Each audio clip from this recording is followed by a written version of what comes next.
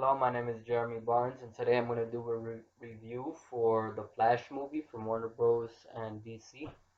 And I'm just going to give kind of a straight, unscripted, just my thoughts on the movie.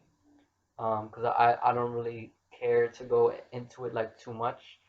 But this has been a movie that's been in the making for a very long time. When it was first announced, was actually before the Flash TV show on the CW even started. So it's kind of fitting that it came out finally now that the show is ending. So the Flash as a character in live action media has kind of come full circle now.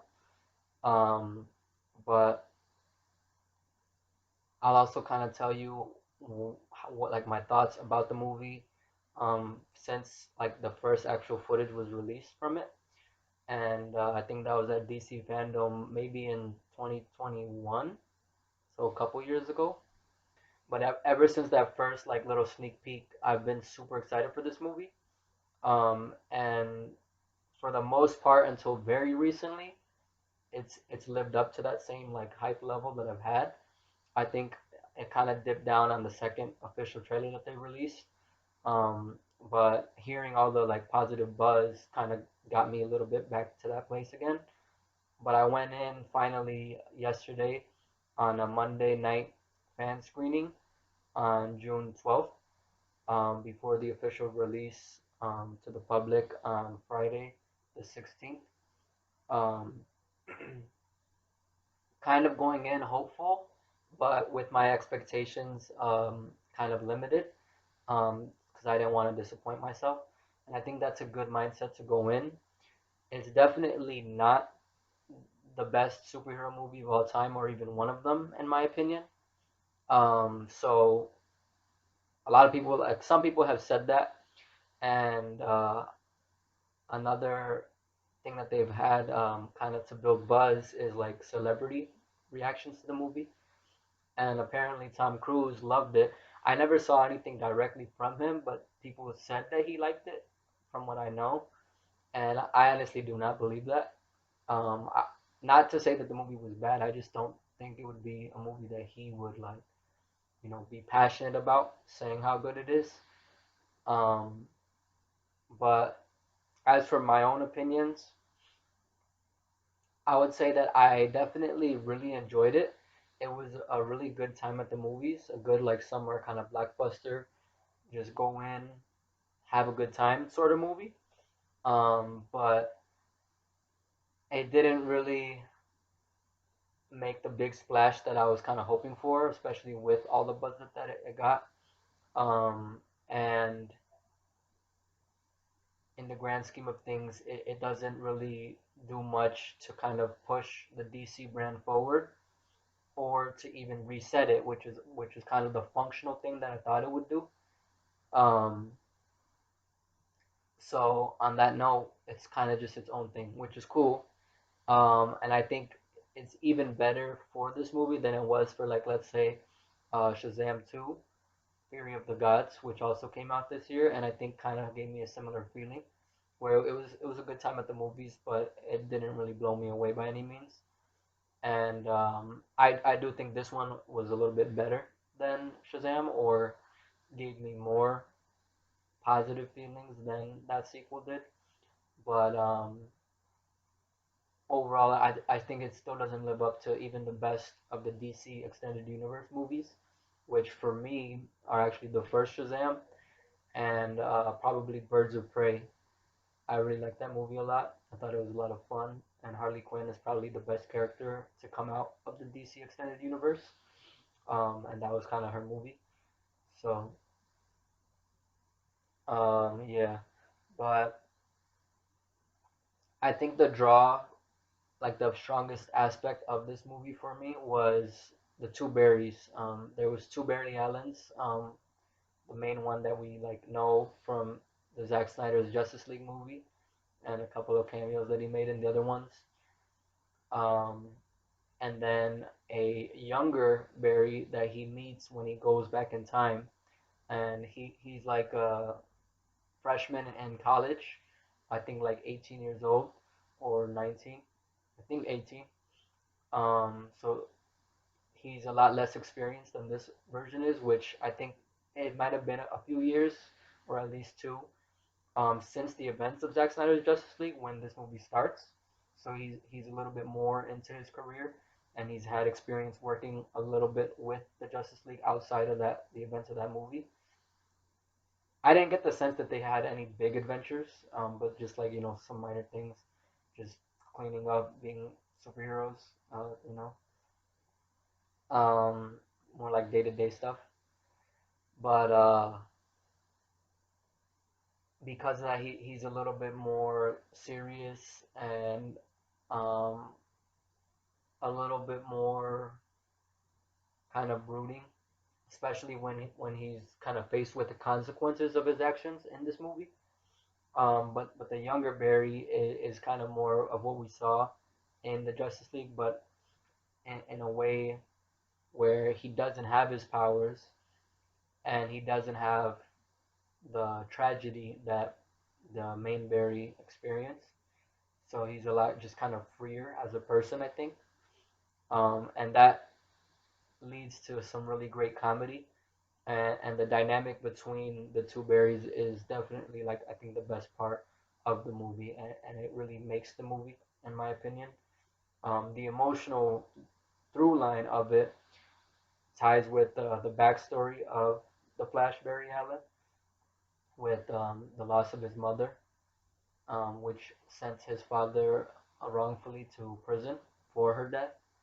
Um, and ever since we first were introduced to him, that's kind of been his goal, like to get his father out by proving his innocence, and that definitely continues here. Um, as for the emotion of it, I think those scenes were good, especially on the acting part from Ezra Miller. But I was never like super invested in that side of the story. Like it never hit me emotionally. Um, I can't really explain why. That's just how it was. But I think it really was just the two Barrys. Ezra Miller playing off of themselves as Barry One and Barry Two was definitely the highlight for me. Um, and the movie is really funny. Like that relationship is a very comedic one, and the entire movie is pretty damn hilarious. Like it was really funny for me. So that was good. I think the action was pretty good. Um, I think it was honestly strongest in the very beginning of the movie, and then in Act Three, I think it kind of falls apart, where it just becomes a big like CGI fest, where some of the Flash stuff is cool, but it's not like really fleshed out in a very crisp way in terms of like how they give it to us or how they show us that imagery. Like in the trailers, it looked really cool, but it doesn't look crisp, and it just kind of becomes a big muddied mess of just CG effects, and that was definitely the weakest part of the movie, and I think brought it down a lot for me. I think the journey getting there still made it worth watching the movie, but yeah, the ending just kind of ruined it for me, to be honest. Um, and this is also a multiverse movie. When the Flash goes back in time, he kind of creates a new universe where it's a variation of Michael Keaton's Batman that is in this version of events. Um, and all of the stuff that he got to do was really cool. But I feel like they didn't like add to his story very much. Um, but Michael Keaton kind of just brought exactly like the same sort of energy that he had in his two Batman movies, Batman and Batman Returns. And I think he did a perfect job, just kind of stepping right back into the shoes of Bruce Wayne and Batman. Um, and it was cool to see him get some action where he never got to really do much as Batman in those movies because of the limitations of the time. So he got some really cool action to do in this one. Nothing like impressed me too much, and I actually think I preferred Ben Affleck's action sequence in the beginning of the movie over Michael Keaton's. But I think what I liked the most about Michael Keaton in this movie was his Bruce Wayne. He's a lot older, obviously, than he was in Batman Returns, so he's kind of like a retired Bruce Wayne who kind of comes out of that to help this version of Flash in the events that are reflecting what happened in the first DC Extended Universe movie, Man of Steel, with Zod's invasion of Earth, um, and that's kind of what they have to deal with at that time. While Barry wants to try to find his way back so he can get back to his own timeline after he realizes that he made a mistake. And yeah, I just like seeing Bruce outside of the batsuit more and inside the batsuit in this one. Um, and Supergirl was also introduced there in a kind of different version of the Flashpoint storyline, which this movie is very loosely inspired by, um, where Superman is under the control of like a government agency, and he's kind of like stripped of his powers due to a certain type of like radiation that makes him weak. Instead of giving him the power that Earth's sun gives him.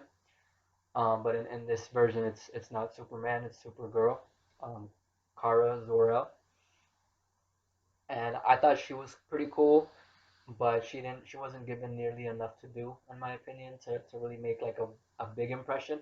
But I did like the actress, and I do hope to see more from her, and I hope they do keep that casting as they move into the new DC film universe that they're gonna make with James Gunn and Peter Safran. Um, but we'll see what happens with that. Um, and then as for like the other multiverse stuff, like the cameos and stuff that they have, like the wider DC film universe, um, I feel like that stuff did not work for me, like at all. It kind of ties into the whole third act CGI fest thing because all that is rendered in CG. None of it looked real to me. I don't know if any of it was.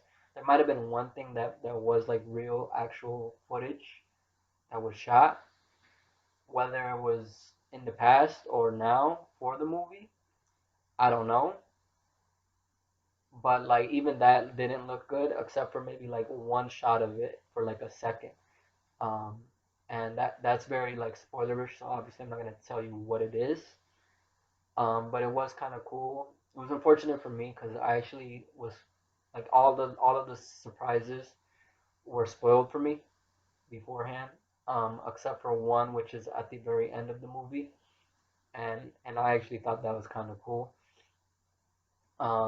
But going back to like the disappointing side of the movie for me is that it did not reset the DC universe, um, which originally I think the ending was supposed to kind of lead us into the next chapter of the DC film universe, and it was gonna be a cohesive, like thought out sort of series of movies after this one came out. That's no longer happening because it's gonna be rebooted completely from the ground up. Well, mostly I think I don't know exactly what they're doing because James Gunn said they're gonna keep some casting and have some new casting, so I don't know exactly how they're gonna explain that. I think this movie does do a good job at having it not really need to be explained. Anybody from any version of DC can all come together to make like a new universe, and it doesn't really matter that they look the same or different if it's different actors portraying them. So I'm kind of game for whatever they do as long as it's good. Um, but I was expecting this movie to at least kind of lead us into that, like reset what came before, or like leave that behind and then lead us into the next chapter. But this movie didn't really do any. It kind of embraced what came before, but did its own thing, and doesn't worry about the future at all. So the ending was more of kind of another kind of tip of the hat to the past. And I liked it for what it was, and I was happy there was at least one thing I was surprised by. Um, there's also like a supposed twist in the movie that for me was not really a twist. I already knew about it, maybe from previous adaptations of similar Flash stories, um, including the TV show. Um, but they did it in a different way, whereas it wasn't as good in my opinion. So it would have been better if they had just done it the way that it was done in the source material, or at least made it a bigger plot point where it was kind of portrayed as an afterthought here, which I think is a lot of what the multiverse aspect of the movie also did. But what I will say is that this movie might have the best explanation of the multiverse that I've seen in any superhero movie. Um, I don't know if it's more accurate in terms of like actual scientific theories than anything, but it does make like the most sense to me. Um, and it's kind of cool because it is different from other movies the way that they portrayed it. So that was kind of cool. Um, yeah, I guess that's all I'm gonna really say right now. I just give like a rating for the movie out of 10, and I would say I'd give it an 8 out of 10, which is probably the same that I would give Shazam: Fury of the Gods. This is a bit of a higher 8 for me, but still an 8. Um, Thank you for watching, and I'll be having a spoiler talk coming out after the movie is officially released on Friday. So stay tuned for that, and I'll tell you more about my specific thoughts about like those things that I didn't like in the movie. Um, so thank you for watching.